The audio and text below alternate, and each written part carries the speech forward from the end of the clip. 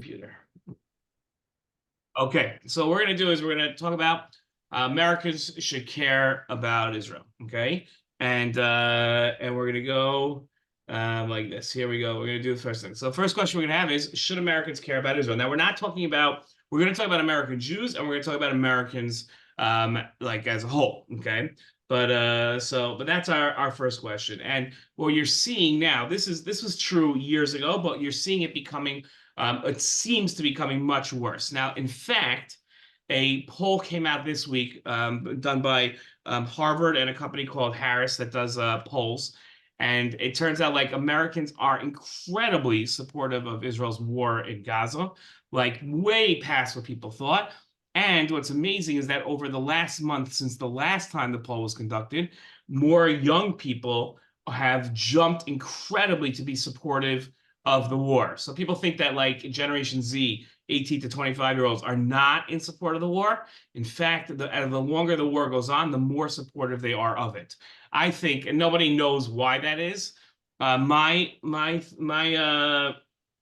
assuming the reason is my guess is because people are learning about the war.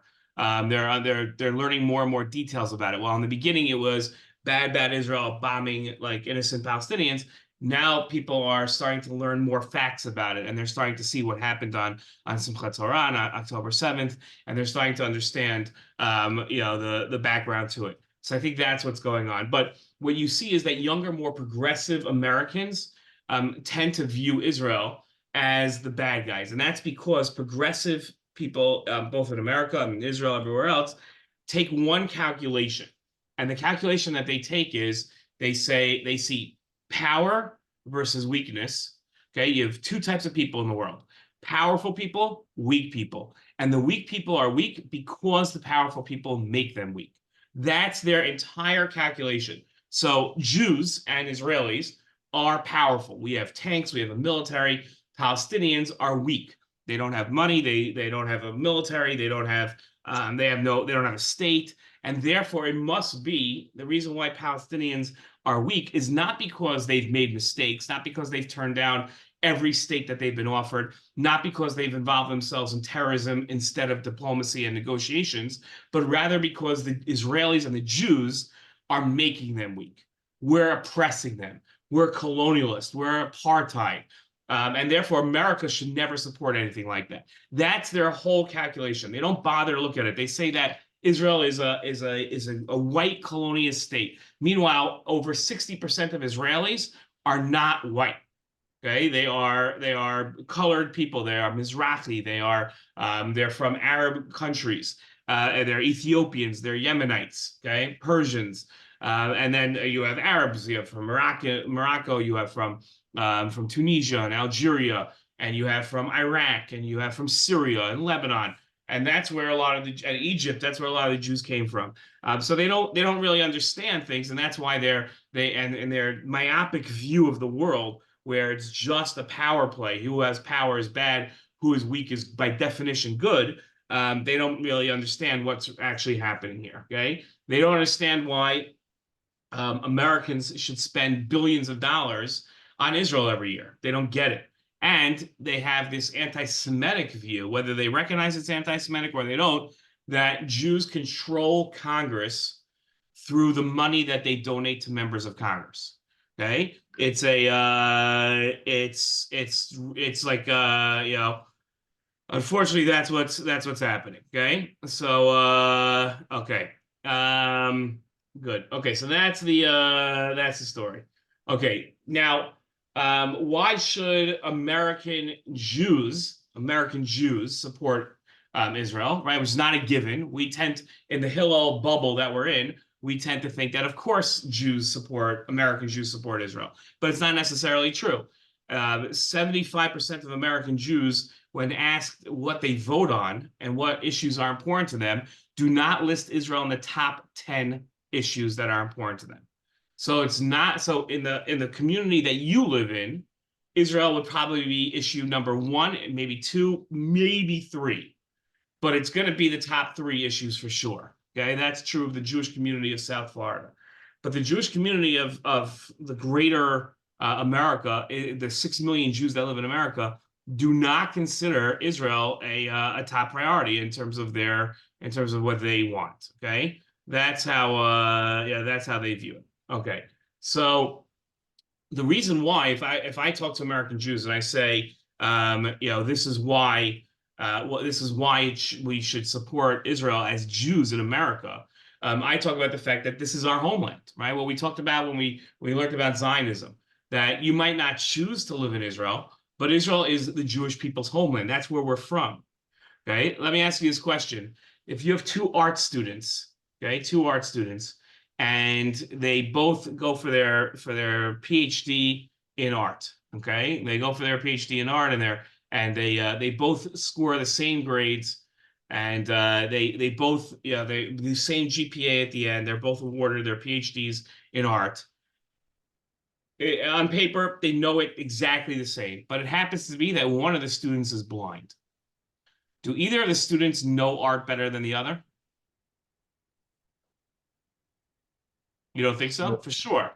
For sure, the seeing one understands art because you learn in two different ways. You learn in academics, like the way you study on an intellectual level, but there's also an experiential part of learning. It's why we feel it's so important to bring you guys to Israel, because you can understand Israel by studying it, but until you arrive here and get a sense of the land and experience it, okay, you're not going to really understand it as well as somebody that's been here before. Okay, that's how people understand things. That's how all human beings learn.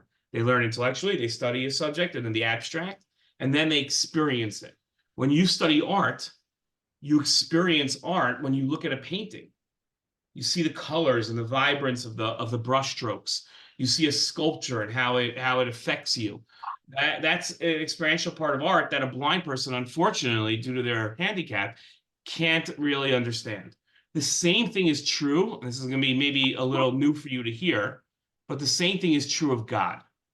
You can study God. You can study God's creations through science. You can study God's wisdom through the Torah. And you can understand God in a certain way that way and relate to God. But when you experience God's providence, okay, that is a whole different way of relating to God.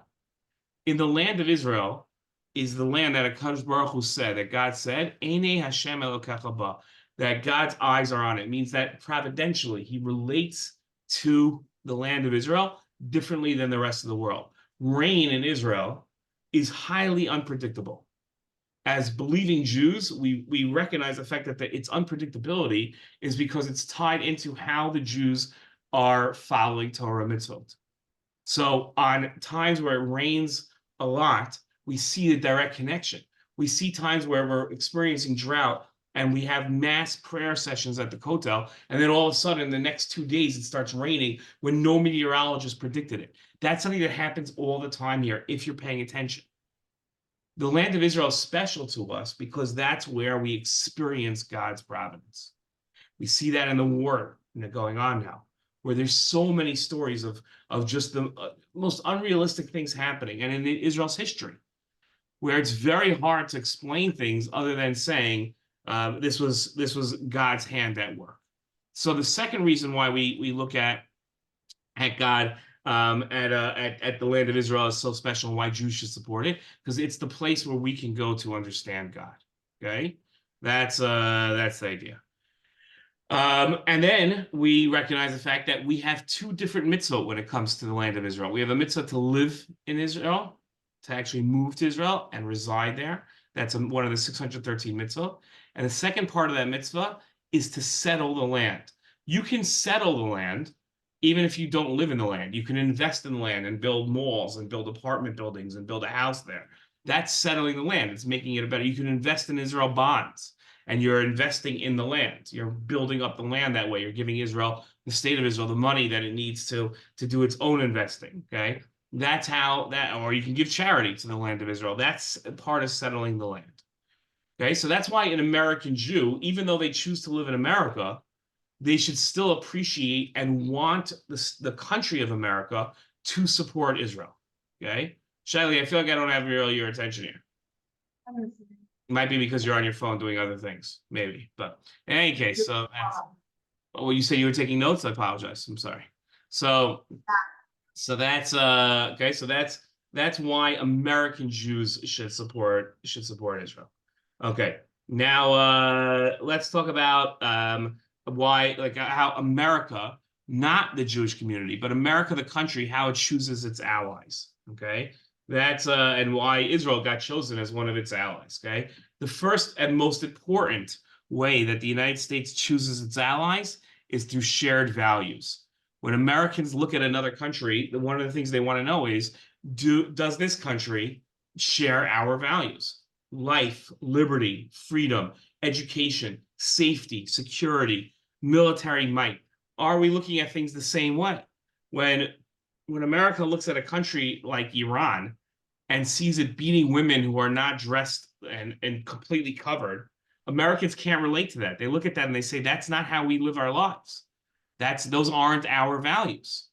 When they look at a communist country that confiscates property from people and executes people that disagree with the government, like Russia just did this past week, Americans look at that and say, that's not us. We don't want to have anything to do with that. When American Congress people visit Israel, freshman Congress people in America, right, that are in their first year of Congress, are offered by a charitable arm of AIPAC a free trip to Israel. Okay, and they get to see Israel, and like 40, 50, 60 members of Congress come at a time. And when they walk around Israel, they see a country that looks just like America. They meet families that are just like their families. They see malls that look just like their malls. They see a vibrant democracy and free speech, and they see protests against the government. And they say, okay, this is like our country, right? Again, they speak a different language, and a lot of the people are Jews and they're not Christians. But this is our country. They see freedom of religion, where Christians and Jews and Muslims can go pray where they want in their own churches, how they want to pray, and that they're not discriminated against. And they say this is exactly the way we are. And when they visit other countries, they don't see that at all. So what underlines the U.S.'s relationship and why it's been so strong is because America and Israel share values. Okay, but it's not only that. I'm going to give you a story that I like to tell. It's a true story about Google. Okay, you guys know how Google makes its money? How does Google make money? What? Advertisements. Right? It's advertisements. You go to search, right? You search something on Google, right? You don't have to pay for each search that you do, but there's advertisements on the page, okay? And there are certain places that pay Google that their company will come up first on that search, okay? When our internet, both in Israel and in America, is a free internet, okay? There's no sites that the government doesn't allow you to go to. When it comes to other countries, let's say, for instance, the country we're going to focus on today is China. China does not have a free internet. You can't type in any website in China. Okay, it doesn't work. There's only certain websites. The filter is so strong in China. There's only certain websites that you're allowed to visit in China. Okay, Google was not one of those websites. Had you gone to China on vacation and typed in google.com, it would come up as an error. Like that site doesn't exist. Okay, so Google wanted to break into the Chinese market. That's a 1 billion person market. That's a huge market that Google wanted to. Google needed permission from the government of China to be able to operate in China so that Chinese people could type in Google and get Google and be able to do a Google search. Okay. So Google approached China and said, what would it take for us to be able to operate inside of China? And the answer that Google was given was, we will let you operate here on one condition, that you do not show any sites in your search results that are critical of China. You have to make sure that never shows up. Now, Google had a choice to make. I think they made the wrong decision. They had a choice to make. They could live by the values of the United States of America, of where they were founded, and say, no way, that impinges on free speech. That's not what we're about. We're about life and liberty and the pursuit of happiness. Or they could make money and agree to China's terms. They agreed to China's terms. So if you use Google inside of China, you can't find a website that's critical of China. So if the New York Times runs an article that's critical of China and its treatment of its people, you won't be able to see that article inside of China. It'll be blocked, and Google will not allow you to find it, even if you know it exists. Okay, Google will not show that article in its search results. So now that's an American company operating within another country. Let's imagine for a second that the majority of the world, the overwhelming majority of the world, was communist like China was.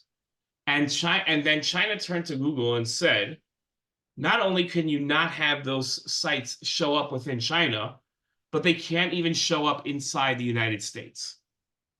That can happen if there are enough countries that don't share American values. Okay, if there are enough countries that don't share American values, then those countries can start influencing American freedoms. And then you and I don't have the freedom of speech that we're used to and that we feel is our right. So America needs countries that share its values so that it has friends in the region. If you look at the Middle East and you look around all the countries that surround Israel, Egypt, Jordan, Syria, Lebanon, Saudi Arabia, there's only one of those countries are free, and that's Israel. There's only one of those countries that share values with Israel, with the United States, and that's Israel. So Israel allows American values to be protected around the world. And that's why the United States looks at Israel and says, we have to partner with Israel. That has to be one of our allies. In the region, we have to be a strong friend of Israel, not because we feel like we have to give Israel charity, not because we feel Israel needs our help, but because Israel is a natural partner with us. It's a natural ally because it shares values. Does everybody understand? Any questions? Okay. Okay, so now there's one other aspect that's incredibly important to this relationship, and that's strategic value. Okay, America chooses what to do. We would like to think that based on right and wrong, but it's not always based on right and wrong. A lot of times it's based on America's interests. Okay, and that's the way it should be. Countries should operate in their own interests. Nobody thinks that that's the wrong thing. That's the natural thing. That's what makes sense. Okay, America and Israel share strategic values. We share a lot of the same enemies and we share a lot of the same friends. Iran is famous for saying that there's the big Satan in the world, that's America, and there's the little Satan, that's Israel. And it wants to destroy both and wipe both off the face of the earth. That's Iran's goal. Okay, so America and Israel share the same interests in making sure that Iran does not become too powerful, and in fact, defeating Iran. Okay, it's the same thing with all forms of terrorism. Right? It's very rare to find a terrorist that wants to destroy America but not Israel, or wants to destroy Israel but not America. We share the same enemies, and therefore, when it comes to our military assets, when we develop planes, we develop tanks and guns, we want to share assets together because we're on the same team with the same enemies. So there's no reason for Israel to keep weapons to itself, or America to keep weapons to itself, and not share those with Israel. And in fact, what happens is, as soon as America develops a plane, let's say, like the F-35 is the newest fighter jet that America has developed, the first one in 30 years. And now it's going to give that plane to Israel. It's going to sell that plane to Israel. And it's going to give Israel, ironically, $3.8 billion. And then Israel's going to use that money, 100% of it must be used inside of America. Israel can't take that money and then develop its own weapons. It has to use that for America, so it keeps up American jobs now. Okay, so that's the that's the idea. So America is going to now share. It's going to take that F-35. It's going to give it to Israel, and the first thing Israel is going to do is take that F-35 apart and figure out how it can improve on it.